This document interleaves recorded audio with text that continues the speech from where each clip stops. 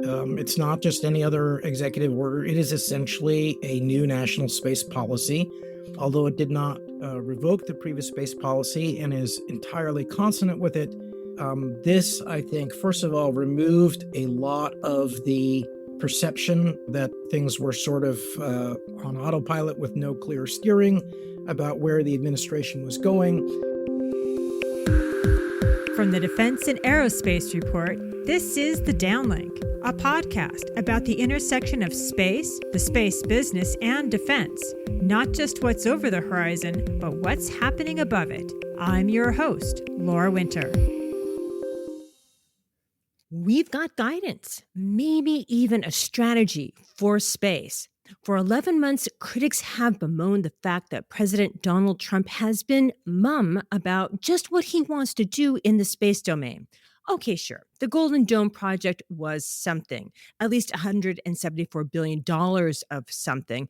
But that is a weapons system that may, if it works, become a tool for implementing and operationalizing a homeland defense strategy. Golden Dome is not a space strategy. No, a space strategy has to deliver a vision that covers not simply the freedom to conduct operations in, from, and to space. It also has to cover what are we going to do there and why. It has to illustrate a cross-cutting strategic goal and why that goal deserves treasure from taxpayers and investment from the private sector. And if that strategy is truly strategic, it's got to stick well beyond the close of this administration's tenure. And I think we got a strategy on Thursday.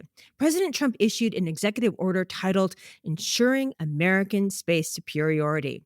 It's so new, the Federal Registrar hasn't assigned a number to it. We're talking about it in this episode with Peter Garretson. But before we dig into this meaty PEO, we also need to mark the fact that on the same day this order was issued, NASA's new administrator, Jared Isaacman, was sworn in. The Senate confirmed his nomination just the day before. Also on Thursday, the Senate confirmed Mark Berkowitz for the position of Assistant Secretary of Defense for Space Policy.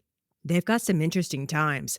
These two gents, as well as the folks in the Departments of Defense, Commerce, and State, plus Energy, as well as NASA, really any government entity with space equities, and the commercial sector and academia, they got something that has been missing. And that's direction from the Oval Office on just what this administration plans to get done and set in motion before the close of the decade. This is a longer than usual episode because there's a lot to unpack. Now, here's my conversation with Peter. Hello, Peter. Thank you so much for making the time to come on the podcast and on such short notice. Laura, I am super excited to be here. This is a great topic to discuss, and I couldn't be more excited to talk about it. Yeah, it is huge news. But first, Peter, please take a moment to let the audience know what you do and where you do it.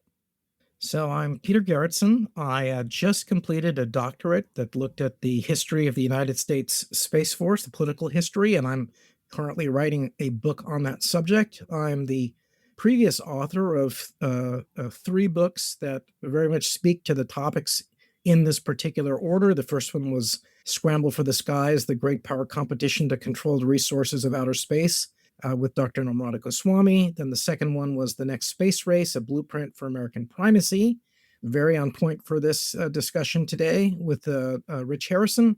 And then the third and very recent book is called Space Shock, 18 Threats That Will Define Space Power, which again sort of showcases all the reasons why our topic for today is very relevant. And so now I also get to call you Dr. Garretson, I presume. That is correct. So congratulations on your achievement. It is a wonderful piece of news. And while I have not been one of your formal students, I do consider myself to be one of them and that you are my space power professor. So I'm really happy to have you on the podcast this week. So let's get after this really huge news. We have a presidential order hot on the heels of a new NASA administrator being confirmed by the Senate and sworn in just yesterday. That's Jared Isaacman, which that news alone, quite frankly, is huge because NASA has been without an administrator since the beginning of this administration. So that's what, 11 months, right? Which isn't really great. And there's been a lot of changes at NASA that have been, well, quite big. They've lost 4,000 personnel and they could possibly be losing 2,000 more. But if we take a look at the presidential order, it's huge. I keep saying huge, but that's because it really is that big. It's almost difficult to decide where to begin. Just getting the administration's intent is big news, but the ramifications, the questions we've all had, really ever since Donald Trump won the election, some of those answers are in this order. So, what are your key top level, the big stuff, the overarching stuff? What are the big takeaways that we really need to pay attention to? Well, first of all, as you said, this is a meaty document. It's not just any other executive order. It is essentially a new national space policy, although it did not revoke the previous space policy and is entirely consonant with it. This, I think, first of all, removed a lot of the perception that things were sort of on autopilot with no clear steering about where the administration was going. It strongly reinforces that the Trump 2 space policy is a continuation of the Trump 1.0 space policy, and in fact, reinforces all the key things that people had questions about. So it answers very decisively the fact that we are going back to the moon to stay. It continues to hammer in the importance of Golden Dome. And it is, for the first time, very explicit about US interests all the way out to cislunar space, which is novel, and very clear about defending our economic security in space. So those are going to be very powerful and important words specifically for the Department of War. So let me stop there because there's a lot more in this document to discuss. So, just staying with, as you say, the Department of War, though, as I am a journalist, I will continue to say the Department of Defense. In terms of hard power, how does this set up the direction the United States is taking? First, closer to home in the Earth orbits, and then we'll dig into what the president is directing in terms of the moon. Where are we going? So first of all, it reiterates previous language that you saw both in SPD-4, which was the sort of the foundation space policy directive for the Space Force. In law, it's very clear about securing and defending American vital interests and economic security interests in, from, and to space. And I think that Those words that are really important, aren't they? those are, but what's different about that is the previous formulations were just American interests in space, which is wonderfully broad, right? But I myself continually saw folks, in the defense community try to wiggle out of the idea, the more naval concept of protecting economic security interests. So, talking specifically about that and creating the term vital economic security interests in space, I think that's pretty important. And then the specificity of saying the ability to detect, characterize, and counter threats to United States space interests from very low Earth orbit all the way through cislunar space is important, as well as the very direct link to say, including the placement of nuclear weapons in space. And so the inclusion of that last line really suggests just how worried people are about this. And I should say that and the American Foreign Policy Council has done a very in-depth report on the concerns about placing nuclear weapons in space that hopefully will be out soon. But that's really big. And then, here you're seeing words that are really emphasized that have been absent or not really emphasized before. So you see a lot about industrial base, you see a lot on spectrum leadership, you see things on supply chains, as well as being sort of very consonant with what they want to do in terms of reform. Well, there's another thing that I also thought was really interesting that I know a lot of folks think are really sort of soft and fuzzy, but I also thought that the space sustainability rules in terms of behavior in space was really interesting that it was included because it is considered a bit squishy, because it kind of dictates, when something is or isn't aggressive, right? That if you break this rule that, hey, we may actually do something about this. So I thought that having that included was kind of interesting. The other thing that I thought was interesting and yeah, made me go, is, what about the Space Force having its own department?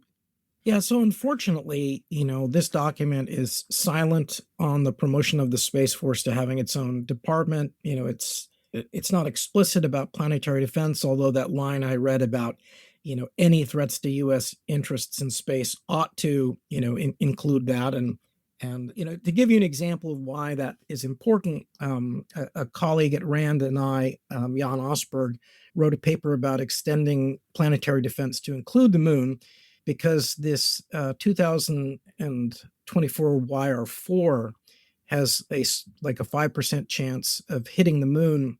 And if it hits it on the trailing edge, it throws up so much debris that comes back down into low Earth orbit that it increases the micrometeorite flux 10 to 1,000-fold, right? Which is potentially catastrophic for everything that's up there, whether it's Golden Dome or Starlink. That is a clear American, interest, likely to hit NRO satellites, all that. So that's important. It's good to hear, continued talk about sustainability. And just a shout out to a colleague who teaches for Space Force, Dr.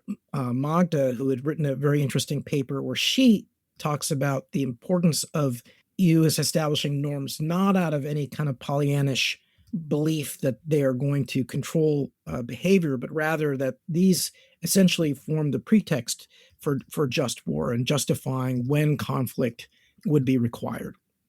Just to really drill in a little bit on planetary defense, right? Just recently, I was speaking about the OSIRIS APEX spacecraft. It's already gone past one asteroid, but it was supposed to go after another asteroid and go study it. It's called Apophis. And what's really interesting about the Apophis asteroid is that it's going to fly by the Earth in 2029. And when it does, it's going to be just 32,000 kilometers away from terra firma. That is actually closer than geostationary orbit. Geostationary orbit is 36 kilometers above the surface. So it's going to be 4,000 kilometers closer, going to be going through potentially places where U.S. interests are now, today, with actual space systems. Do you think that maybe this could be saved because of this order? It's very unclear. I'm a very strong proponent of planetary defense, and I would like to see both efforts at NASA and the DoD, as well as the Department of Energy, stepped up. And Apophis is an amazing opportunity for a campaign, and it's an amazing opportunity for the DoD to do something like Clementine too, where that initially mapped the moon and found the resources on the moon that kicked off this entire new space race. And as a And to do it quickly, I mean, that's really the lessons from Clementine, is that if we put our minds to it, if we have the political will, if we put the economic tools behind it, we can get big stuff done fast. That's right. And, for planetary defense, it really requires significant lead time. To move fast, you've really got to be, cocked and ready. And, And we've already there's, got a space system up there that's yep. heading towards Apophis. So, I mean, most of the hard work has already been done. Yeah. And, it'll be interesting to see if any of the NASA MADCAP simulations or our expanding cislunar awareness indicates that there's any threat as it passes inside of the geobelt to any of our satellites. But this is it's like a 300-meter asteroid that, if it hit the right resonant orbit, could actually come back and smack the Earth in later follow-on decades. But sorry to take us away from the executive order, which is unfortunately silent on planetary defense. True. And just to put a bow on that, the projections are that it will not hit the Earth within the next 100 years, but after 100 years, anybody's guess. So let's get back to the executive order, just like you said, and to the cislunar parts of this executive order. It's both hard and soft power. And by soft power, I'm really talking about exploration, technology development, and economic power. I can only imagine this presidential order is really welcome news, and for two reasons. First, just the simple fact of getting clarity on what this administration wants to do, especially knowing that the Chinese intend to land taikonauts on the moon no later than 2030. I mean, that's just a deadline that is just fast approaching. I mean, this is like supersonic speed approaching. And second, what missions?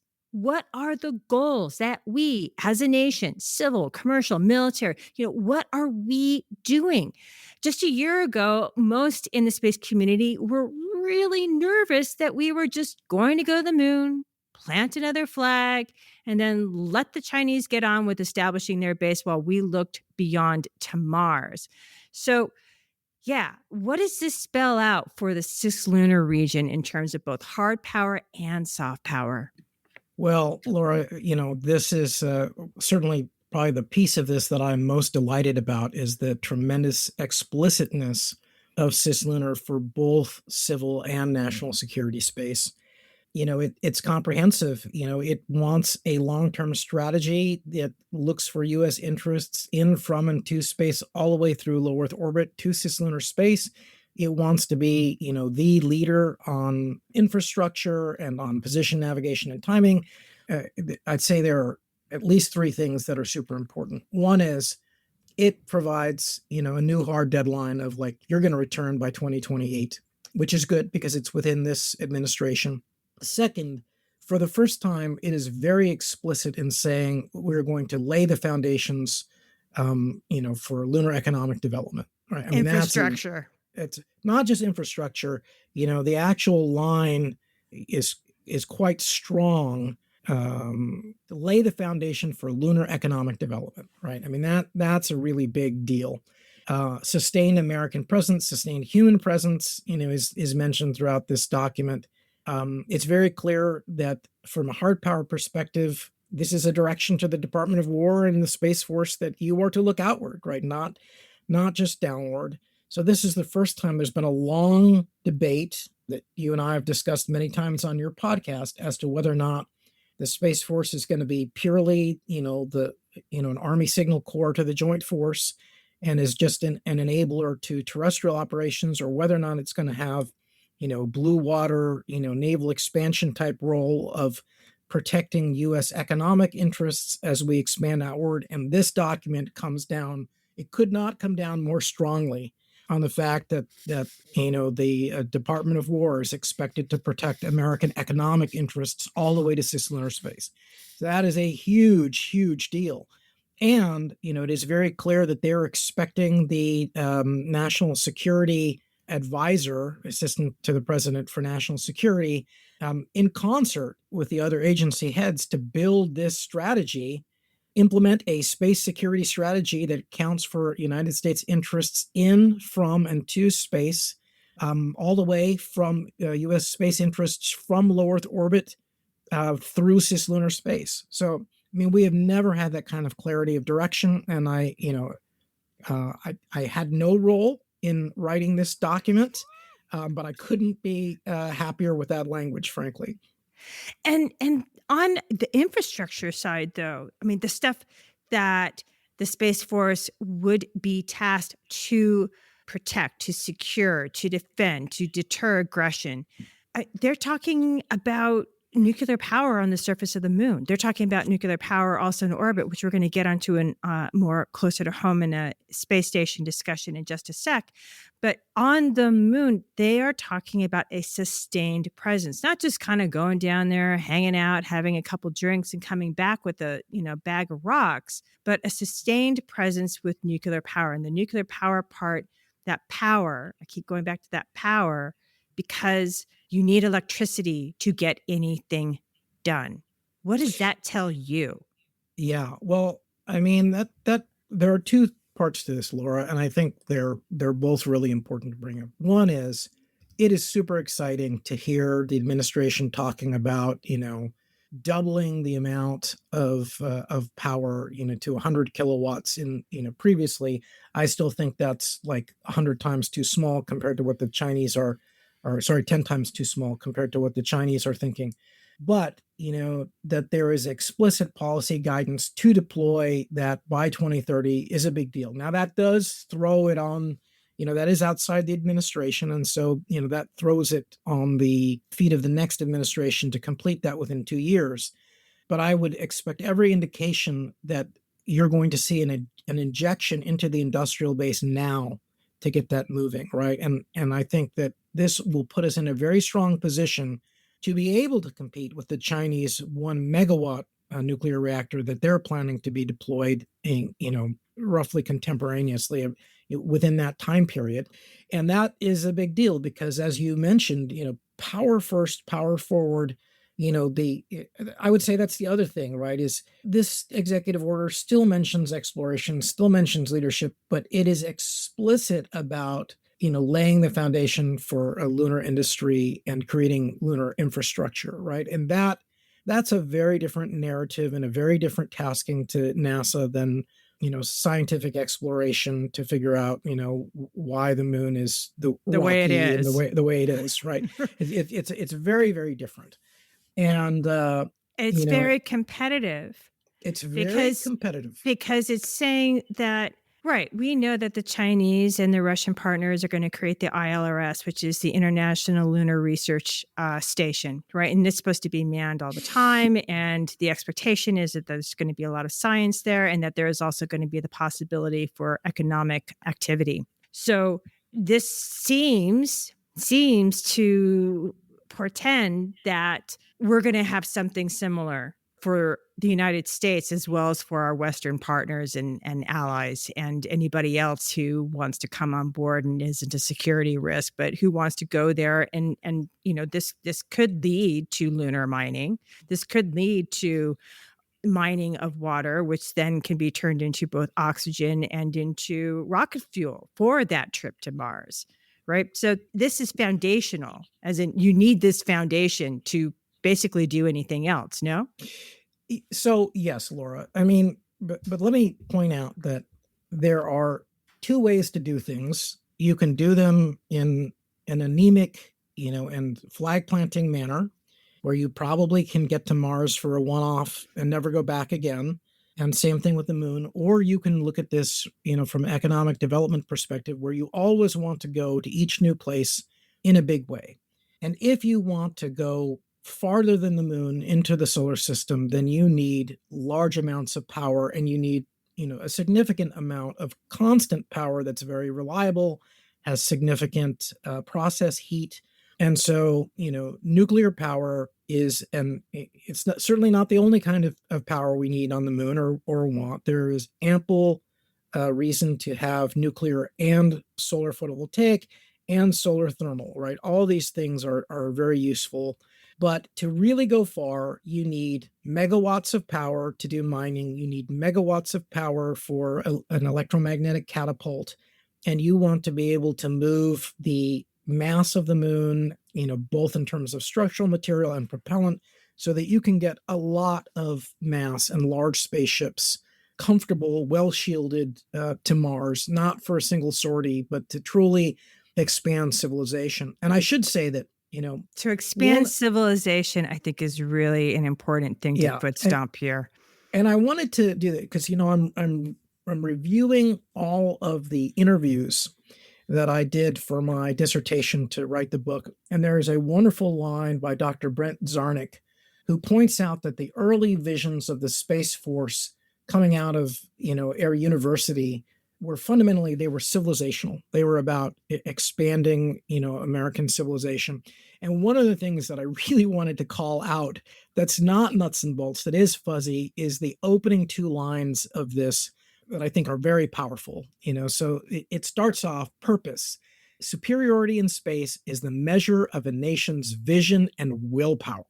I just love that, right? And then it continues: and the technologies Americans develop to achieve it contributes substantially to the nation's strength, security, and prosperity.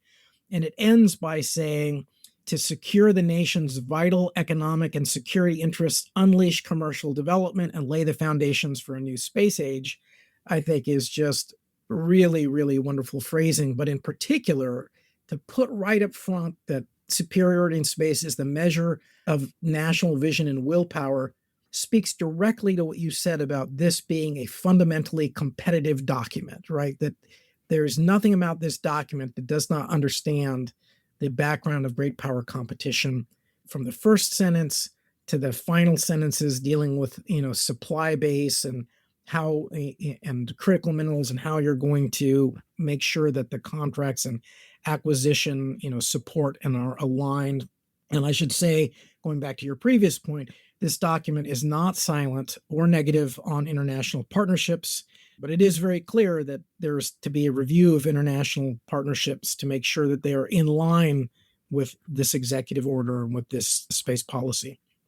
Now, as I want to get to as much as we can, let's very briefly talk about the International Space Station, right? Because also last year and through the entire year, there has been a deep concern that this administration was not paying attention to the International Space Station, beyond the fact that it's going to be decommissioned in 2030. But what the attention or the lack of attention was on, what's coming next? What's going to be there to replace it? And it really mirrors, in a sense, what we've just been talking about with the moon in terms of competition. Because right now, the PRC, they have the Tiangong. It works, it functions, it is continuing to expand. And the Chinese have been able to demonstrate that when things go wrong, when a ship doesn't work the way it's supposed to, they can get it done and get a ship back up there and make sure that their taikonauts are safe within about 48 hours, which is incredible. And that is something that we all should pay attention to in terms of tactical launch and being ready to get things done on a very short timeline when it matters, right? This does talk about, getting another space station up there by 2030, because if we don't, the danger is that many researchers, scientists, technologists, and therefore business could be tempted to work with the Chinese, and therefore the Chinese would have access to their intellectual property and to technology development that we would not have access to. It would make them the only game in town. So this is a pretty important statement to say that we are going to have another space station on orbit by 2030, come hell or high water. No? Yeah, it is. I mean, this is all couched within one of their top level deliverables, which is growing a vibrant commercial space economy. And they're very explicit that they want to spur private sector initiative for a commercial pathway to replace the ISS by 2030. And that's great. I mean, that is consonant with sort of, what has been previously messaged, but to have it in print again, right up front, right as we're getting a new NASA administrator, and I mean, we should be clear that like they probably, timed this so that he would have very strong marching orders going into NASA. Like, this is what we want you to do. And these are your marching orders. And so putting that clearly up front, that they want another private space station by 2030 is a big deal. I probably would have preferred even stronger language that, they were going to fund multiple, that they were going to recycle the entire operating budget of ISS into a commercial fee for service model for space stations. But this is nevertheless, in my view, good. ISS has been an amazing step forward, but we are at a point now where a single Starship has more volume than the International Space Station, and we have multiple private companies raring to go. Whether or not there is an existing entirely private model that can sustain them, I think you're going to have the United States as a tenant customer initially, and certainly we have had the past NASA budget to do that. So Or an investor. Or an investor. I mean, if you take a look at some of the things that the Trump administration has done in terms of, we know that this technology is very important to us. We know that this is fundamental to our superiority in, chip manufacturing, right? We're going to buy a piece of that, and we're going to, push this thing forward. You're That's right, another Laura. model. This administration has been very creative on bringing in both domestic and foreign capital to the things it wants, and it's very clear that it wants to bring another 50 billion in. And to be light and joking, in terms of the ability of this administration, it's just like, you could declare that you want a golden ballroom in space, and Google and Palantir might be able to pony up the 100 billion to make it happen. So this administration certainly is pioneering new ways of using the bully pulpit to bring in capital and creating, whether it's some kind of a private real estate development, a hotel in space that's branded in a particular way. Trump Um, orbit. it is not impossible, after seeing how the ballroom, was funded, to imagine that there could be ways that are entirely outside of the national budget to do this. But whether or not that is the model that they're going to pursue to replace the International Space Station or not, they are very clear that they intend to attract, an additional 50, billion of investment for American space markets by 2028. And that's a pretty specific number, and it's not an insignificant number. All right, let's talk implementation. So we've got plans. Plans are great, strategies are great, but it is all about execution. So, how is this going to be implemented? Who's in charge? Do they have the right tools? Yeah, so it looks to me as if the implementation is put primarily in the hands of essentially what used to be the chief scientist, the assistant to the president for science and technology, the APST. Who is He- also the head of OSTP, which is yeah, the Office of Science, Technology, and policy. Policy. Thank you. Yes, Office of Science and Technology Policy. Yes. So this in the last administration, we actually saw the Biden administration. We actually saw a lot more work come out of OSTP policy documents on space. They didn't tend to come out of the National Space Council like here, and so you can definitely see that when there is strong vice presidential interest, as there was in Trump one, you can get some very strong oversight and get a lot done. Like it is basically astounding how much Vice President Pence and Scott Pace, his National Space Council secretary, got done in the first Trump administration. And I should also say that one of the reasons why that historically has been done is because it's so difficult to herd the cats with all their separate authorities. There's been talk about sort of having a space czar. There's always been this back and forth between whether or not the national security side wanted to sort of go on its own. And we've seen periods where the National Space Council decayed to be sort of just NASA oversight. But this, looks like they, start off sort of the implementation under the assistant to the president for science and technology. And they've got like a 60-day, guidance for establishing a national initiative for space nuclear power, which is great because at the end of the last Trump administration, there was terrific guidance about this to the Department of Defense that basically the DoD, just as far as I can tell, completely blew off. And then they, look to coordinate, the development and submission to the president, of a bunch of things. And so it looks like they are overseeing, a plan where NASA is going to get together with OMB and domestic policy and talk about how they're going to lead the world in expanding human reach and American presence, which goes across everything from what they need from technology to supply chain and industrial capacity gaps, which is great because you really do need those folks talking.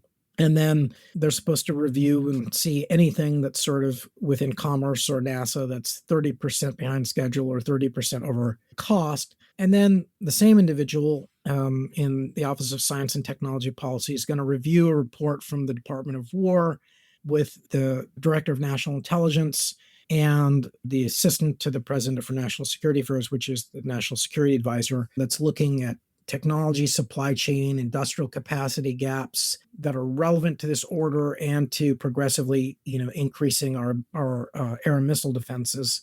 So that's fairly important that people are looking at the supply chain stuff. Yeah, I'm going to just say that what's really great about this, and something that I think a lot of us here in the United States were envious of when we were looking at the Germans' space security strategy, is that there are do outs here. There are deadlines here. There are going to Yeah, be people like me knocking on doors saying, "Hey, your 90 days are up. Where is it? 120 days. Hey, they're up. Where's the plan?" So I think that's really important, that the stopwatch is been clicked and now you have to run and you have yeah. to deliver.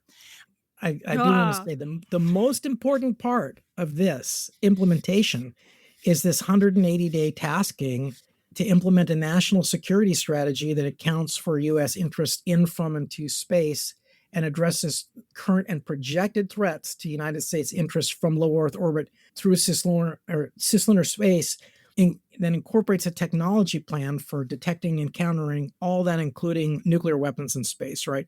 And that, in my opinion, is where the rubber's going to hit the road. And either it's going to be super exciting and a major step forward, or you're going to see sort of the deep state walk it back to being, a tiny incremental uptick of what it's already said.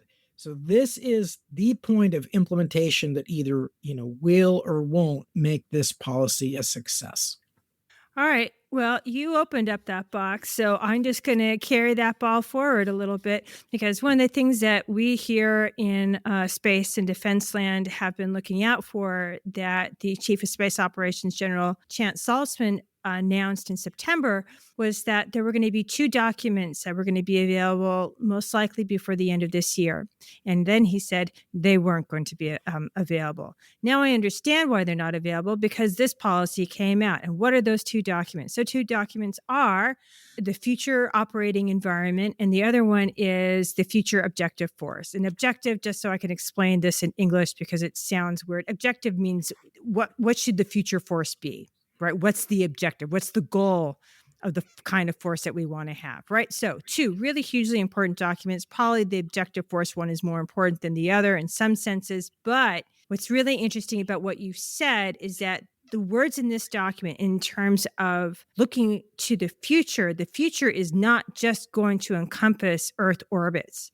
The future is now extending out to the cislunar region, that the actual real estate that the Space Force has to cover down on has expanded. And therefore, the possibilities that could occur in the future has also expanded. I would say, and I'm just putting an opinion there, but that it could be exponential in terms of what those future possibilities could be that the Space Force has to prepare for.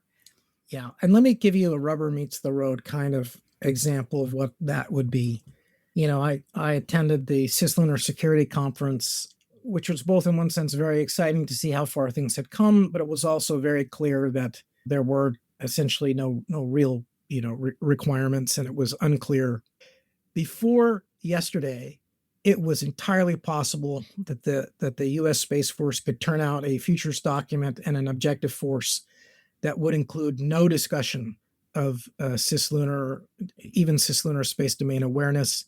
After yesterday, it would be impossible and embarrassing, for the Space Force to not have a force structure that can range and is considering, the moon, at least for space domain awareness. That is expert. And for ranging, that is right? Expert, right? That has experts, not Yeah. which is a different, kettle of fish. It's different physics are involved. No, Yeah. right? I mean, and I think also, I think for a while, the Space Force was sort of skating by on sort of Frank Kendall's guidance in the Biden administration, where it was very unclear that there was any security, interest or welcome interest in cislunar space. Here you have the president saying in no uncertain terms, that you're going to develop a strategy that's going to account for projected threats, through cislunar space. And that's a big deal. And then the other thing is, whatever thinking has gone on about a potential nuclear weapon in space has been very quiet. Here it's like, hey, in no uncertain terms, you will be able to detect, characterize, and counter adversary placement of nuclear weapons in space, which I think is, if the executive order had only said that, that would have been worth talking about. I should also point out, right, that in the 2020 NDAA, I think it was 2020, there was a tasking in law to the National Space Council to develop a strategy that sounded almost exactly like this from Congress. And, the White House just completely blew it off. Didn't follow the law, didn't do it, didn't publish and return to Congress the net assessment or the strategy. So it's very heartening to see this. It's very heartening to see the administration plug back in and say, no, we're really serious. We want to hear what are the requirements for nuclear power in space. All of which, the DoD has been sort of, one of those squiggly little things that you get that tube things that like always tries to slip out of your hand. Same thing with NASA, right? NASA's been very slippery about developing infrastructure on the moon, and this, Oh, and in some put ways put they put haven't some been things down. slippery. They sometimes some things have just swatted down, like space-based solar power, right? I mean, let's not forget that report. But I do want to give a shout out to the fact that Space Command, as a combatant command, this is going to affect what they do, Very everything that deeply, they do, everything that deeply. they do. And who comes from overseas to partner, because we have the partnership strategy and we already have a lot of allies and partners that are there as part of the operations floor. What kind of skill sets are they going to be bringing? So this is going to be an ongoing conversation for the implementation of this presidential executive order. So, Peter, last question. For as long as I've known you, we have discussed the North Star. Is this the North Star that we've been waiting for? Does this look far out enough into the future to get us there? Laura, it's a major step in that direction. I would say that, you know, it could be more explicit than it is about where we're going. It could have had more language from the previous administrations, a new vision for space exploration and development reiterated up front. It seems pretty clear that it is from that, but you would be amazed at how slippery bureaucracy is at just wanting to do what it has always done. And this is calling for a change. But the last Trump administration, called for a change, and they said, NASA, you're going to be on the moon by 2024, and they failed. Just Yep. outright, failed a presidential directive and political, deadline. Which I think is very, very bad. For America's can-do spirit to see NASA. And I'm hoping that Jared can, revitalize NASA in a way that kind of urgency and can-do is top of the list, and they return to their Cold Warrior identity of like, we're going to win the peace. That's very important. And I do want to return to kind of your earlier question, because I'm not sure I answered it clearly enough. Right now, this is in the hands of the Office of Science and Technology Policy, and everything depends on priority and top cover. Whether or not you can have the assistant to the president for science and technology policy, or whether or not you can have a space czar, or you can have somebody in national, depends a lot on the oomph that's coming from above. And certainly we've seen that the National Space Council is not a panacea, that when you have a disinterested vice president, it can go very poorly. But I should also just say that the president has got a lot on his mind, and whether or not you're going to have a czar that's got the necessary power to herd the cats on this issue that is civilizational, right? That really is depending on our long-term future. I have to say that I start from a position of skepticism that, you know, we know that in the last Trump administration, the vice president really had to go to bat and put his full political capital on the line against the desires of the National Security Council lawyers to say that his National Space Council would have oversight and would be unifying those different parts. And we've never needed that kind of unity more than we do now in this competition with We need China. the political capital. We need the political Yeah. will So at the right so level to so push. I'm a bit of a skeptic that getting rid of the National Space Council is part of the answer. I'm willing to be proved wrong, and certainly it is an amazing position for a vice president who would have presidential ambitions to be able to showcase what they can do on the most exciting part of U.S. policy with the broadest, very broad appeal to the American, public. That's very, and is at the center of strategic competition and technology. So it's a huge political thing for a vice president to give up or have it taken from him. But it is, we don't know what the vice president's interests in this, and we don't know what else the administration has for the vice president. And we really don't know whether or not we are in a place now where there's enough of a paradigmatic unity that Department of Commerce and Department of Energy, which is not mentioned in here, by the way, but needs to be, and the Department of War, have sufficient alignment to get along. What I will say is this one document is great in that it speaks to NASA and the Department of War and Commerce is there. and commerce together, right? And it's pretty clear about the coincidence of where civil space is going and the need for the Department of War to be able to cover down and secure that same area of responsibility in that same time period, right? I had not thought about it till just now, but that is probably as important as any of the words in this document, is that for the first time, we've got one coordinated document that is overlaying the timelines and the responsibilities of NASA, Commerce, and the Department of War in one place. That's a really big deal. And I would go so far as to say that this probably constitutes a no national security doctrine, that could persist across time. It's a big deal to be talking about these timelines and these spaces coincidentally with both civil and national security. I don't think that's ever been done. Peter, we've run out of time. I want to wish you and yours happy holidays. I want to wish everybody out there in the Downlink universe happy holidays, happy new year. And the Downlink podcast will be back in January. Thank you so much, Peter. Thank you so much, Laura. That's it for this week. For your daily dose of award-winning defense coverage, listen to the Defense and Aerospace Report with Vago Muradian. And for the maritime domain, listen to Cavas Ships with Chris Cavas and Chris Cervello, and get your air domain news and analysis from the Air Power Podcast with JJ Gertler and Vago Muradian. I'm Laura Winter. Thank you for listening.